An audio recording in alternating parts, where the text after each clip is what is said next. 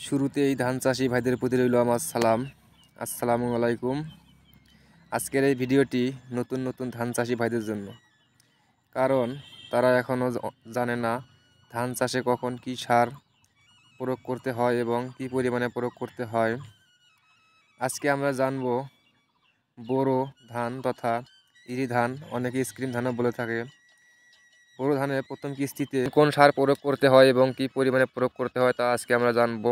বোরো ধানের প্রথম কিস্তিতে ড্যাপ কাঠাপ্রতি 1.5 কেজি, পটাশ কাঠাপ্রতি 1/2 কেজি এবং ইউরিয়া সার কাঠাপ্রতি 1/2 কেজি করে একসাথে মিশিয়ে প্রয়োগ করতে হয়। এইখানে আমি আমার 10 কাঠা জমির জন্য ড্যাপ 15 কেজি নিয়েছি এবং পটাশ নিয়েছি 5 কেজি আর ইউরিয়া সার নিয়েছি 5 কেজি। এখন আমি এই সারগুলো একসাথে ভালোভাবে মিশাবো। চলুন তাহলে সারগুলো সুন্দরভাবে মিক্সার করা যাক। সারগুলো মিক্সার করা হলে জমিতে প্রয়োগ করব।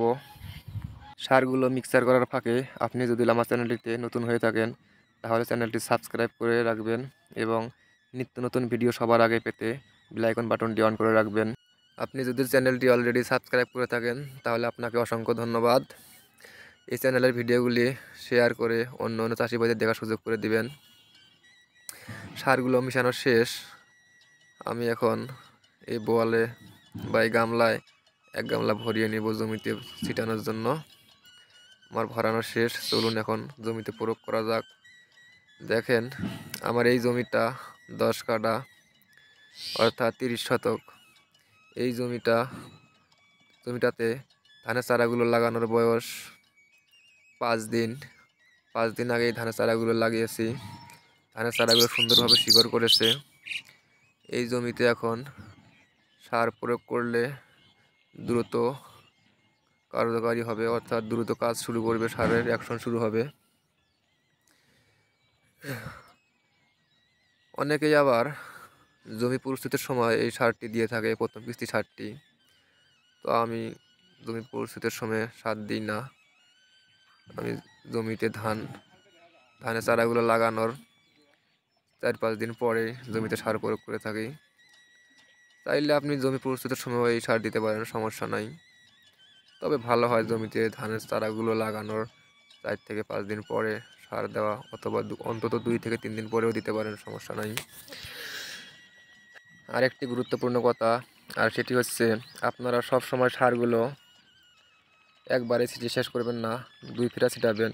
কারণ অনেক সময় দেখা যায় সারের বাইন কাটিয়ে যায়, যার কারণে অনেক জায়গায় সার পৌঁছায় না, ওই জায়গার ধানগুলো একটু কম বৃদ্ধি পায়। তাই সব সময় সার 2 ফিরা করে ছিটাবেন। ভিডিওটি যদি ভালো লাগে তাহলে ভিডিওটি শেয়ার করে আমার অন্য অন্য চাষি ভাইদের বা আপনার বন্ধুদের দেখার সুযোগ করে দিবেন। এবং বোরো ধানে বা ইরি ধানে প্রথম কিস্তি সার প্রয়োগের বিষয়ে যদি আপনার কোনো কিছু জানার থাকে বা কোনো বিষয়ে সন্দেহ মনে হয় তাহলে কমেন্ট বক্সে কমেন্ট করে জানাবেন। আমি আমার সর্বোচ্চ চেষ্টা করব আপনাকে উত্তর দিতে। এবং ভিডিওটি যদি ভালো লাগে, এরকম ভিডিওগুলো সবার আগে পেতে চ্যানেলটি সাবস্ক্রাইব করে বেল আইকন বাটনটি অন করে রাখবেন। তাহলে আমি নতুন ভিডিও আপলোড দেওয়ার সাথেই সর্বপ্রথম আপনার কাছে পৌঁছে যাবে, আপনি দেখতে পারবেন সবার আগে। একটি কথা বলতে ভুলে গিয়েছি, আর তা হলো আপনারা চাইলে ড্যাপ সারের পরিবর্তে টিএসপি সার প্রয়োগ করতে পারেন। তবে যদি আপনি ড্যাপ সারের পরিবর্তে টিএসপি প্রয়োগ করতে চান তাহলে ইউরিয়ার পরিমাণ একটু বেশি করে দিতে হবে। ইউরিয়া 1 কেজি করে দিতে হবে, কারণ ড্যাপ সারে 18% নাইট্রোজেন থাকে, যা টিএসপি সারে থাকে না।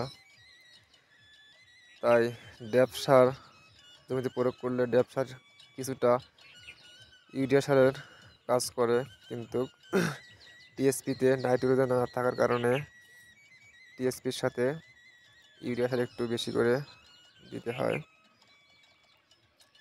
যাই হোক, আজকের ভিডিওটি এই পর্যন্তই। দেখা হবে পরবর্তী নতুন কোনো ভিডিও নিয়ে। সেই পর্যন্ত আপনারা সুস্থ থাকুন, নিজের প্রতি যত্ন নিন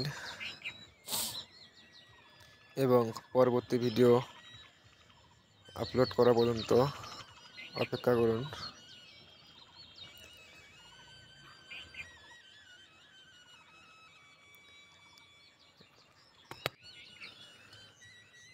আল্লাহ হাফেজ, ভালো থাকবেন। দেখা হবে আবারও পরবর্তী নতুন ভিডিওতে। Tata, bye bye.